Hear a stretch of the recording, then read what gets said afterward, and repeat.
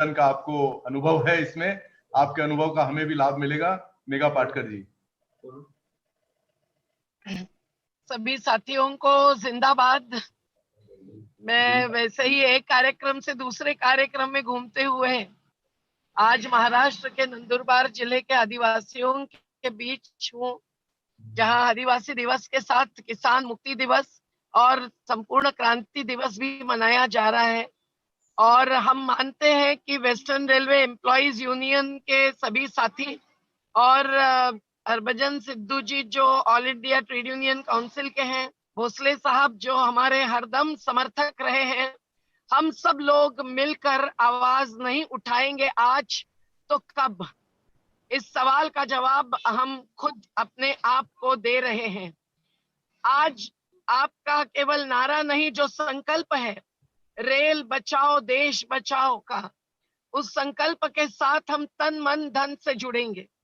हमारे पास धन तो नहीं है, लेकिन जो जनशक्ति है वो जनशक्ति आपके रेलवे एम्प्लॉइज यूनियन की भी है और हमारे आदिवासी दलित किसान मजदूरों की, मछुआरों की भी है। मैं देख रही हूँ जॉर्ज फर्नांडिस जी के समय से चल रहा रेलवे एम्प्लॉइज का आंदोलन, जिसने इस देश में एक इतिहास बनाया। और भारतीय रेल इस देश की जनता की संपत्ति है और हमारी शान है। ये हम बार बार रेलवे के हर डिब्बे में पढ़ते आए, लेकिन आज मानो राजा लूटता है प्रजा को, उस प्रकार से रेलवे का केंद्रीय मंत्रालय इस रेलवे को लूट रहा है या लुटा रहा है, ये सब लोग देख रहे हैं।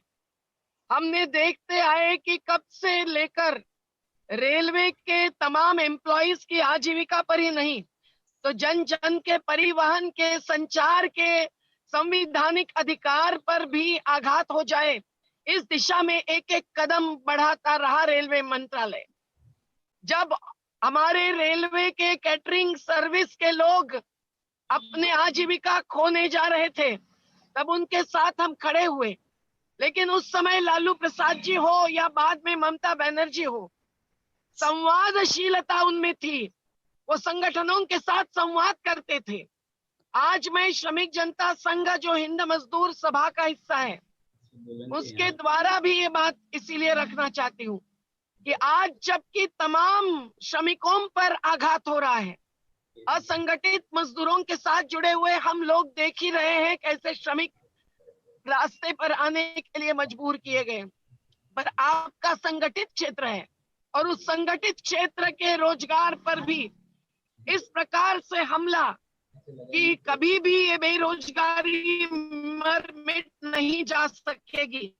लाखों लोग जहां रेलवे जैसे एक एक सार्वजनिक उद्योग में हैं और जिन सार्वजनिक उद्योगों में ही केवल दलित और आदिवासियों के लिए आरक्षण है, उन उद्योगों को अपनी जायदाद समझकर जिस प्रकार से रेलवे ही क्या 50 सार्वजनिक उद्योग निजी हाथों में, अंबानी, अडानी, जिंदाल, मित्तल, टाटा, बिरला के हाथ में सौंपने का कारोबार मोदी सरकार ने चलाया है, वो अभूत है और उसका जितना धिक्कार करे उतना कम है। लेकिन आज जबकि कभी भी सपने में नहीं लगा था, उस प्रकार का निजीकरण रेलवे में लाया जा रहा है, तो जरूरी है कि इस देश के करोड़ों की जनता ने जान लेना कि आज जो वेस्टर्न रेलवे एम्प्लॉइज यूनियन लड़ रही है, वो खुद के यूनियन के सदस्यों के स्वार्थ के लिए नहीं लड़ रही है, वो पूरी जनता के अधिकार के लिए लड़ रही है। और जो नुकसान सार्वजनिक तिजोरी रेलवे जैसे सार्वजनिक उद्योग से भरी जाती थी, उसी को खाली करने का नुकसान जो हो रहा है, उसका असर तो हमारे शिक्षा, स्वास्थ्य, हर क्षेत्र में गिरने वाला है।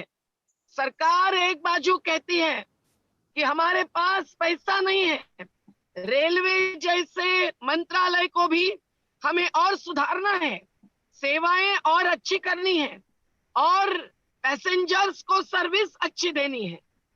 धिक्कार है ऐसे झूठेपन का, क्योंकि ये झूठापन तो हम हर क्षेत्र में देखते हैं।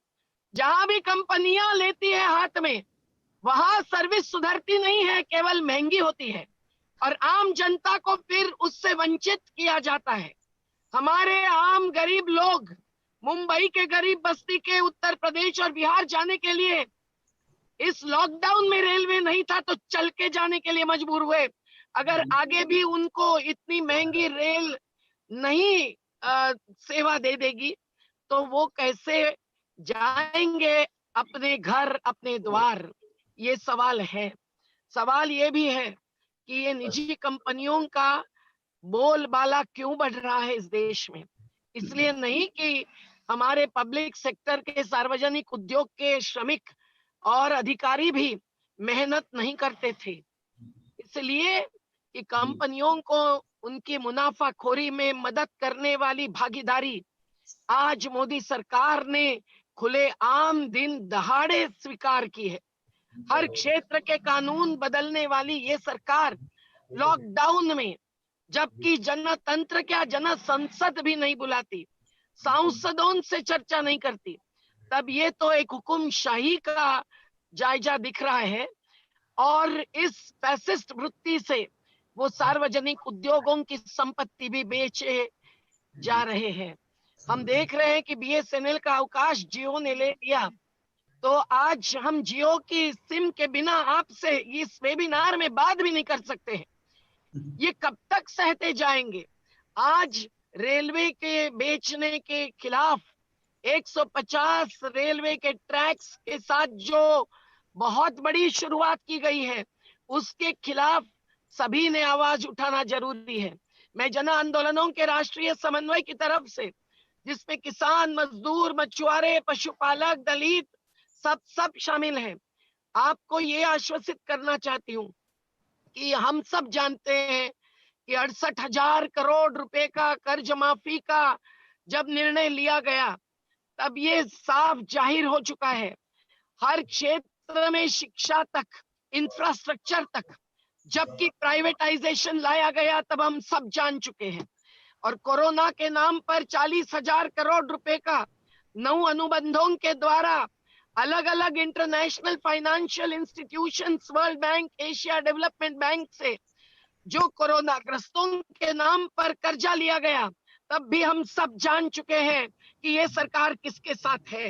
ये सरकार न एम्प्लॉइज के साथ है, न ही सार्वजनिक सेवाएं पर ही जो जीते हैं उन आम जनता के साथ है।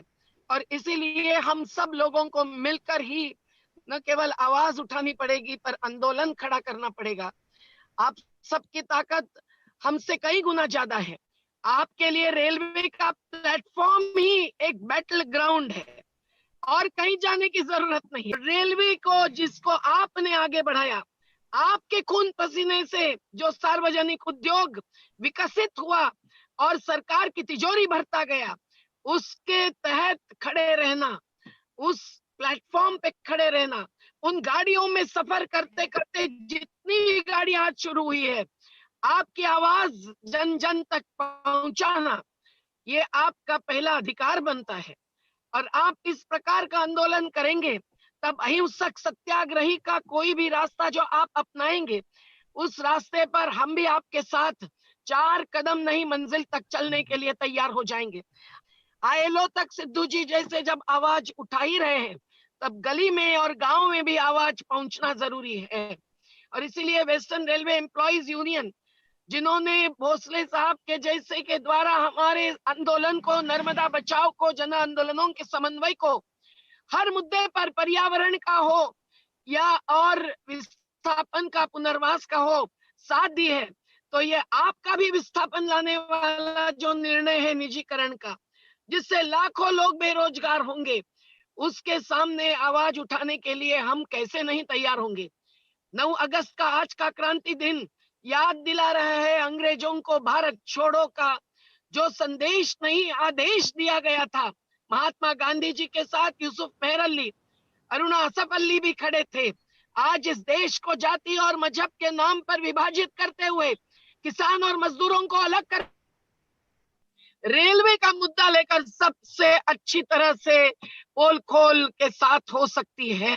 इसलिए हम तो बहुत ही आश्वसित है कि आपने जब रेल बचाओ देश बचाओ का नारा दिया है, तो इस नारे से ही उभरेगा हमारा सालों पहले का नारा, देश बचाओ देश बनाओ का। हम रेलवे बेचने नहीं देंगे ये कहते हुए रेलवे ट्रैक पर भी अगर बैठना पड़े तो आप आदेश दे दीजिए, हम आपके साथ तैयार रहेंगे। और हमें लगता है कि अब सभी सार्वजनिक उद्योगों के संगठित श्रमिक असंगठित श्रमिकों के साथ जुड़कर ही जब आवाज उठाएंगे, तब हमारी 93 से 95% की जो जनता है, जो आर्थिक सामाजिक दृष्टि से असुरक्षित रखी गई है, वो असंगठित नहीं है। इस बात का एहसास हम पूरे देश और दुनिया को दिए बिना नहीं रहेंगे। एफसीआई के गोडाउन हो या किसानों की मंडियां हो, वो भी वो निजी हाथों में सौंपने के लिए जब तैयार हो गए हैं। 3 अध्यादेश यहाँ लाए हैं जिसको हमने हाथ जलाया है। 44 श्रमिकों के कानून जो बदलने जा रहे केंद्रीय और 100 से ज्यादा राज्य स्तरीय। तो ऐसी सरकार को हमको कैसे सबक सिखाना, ये सोचने का यही समय है।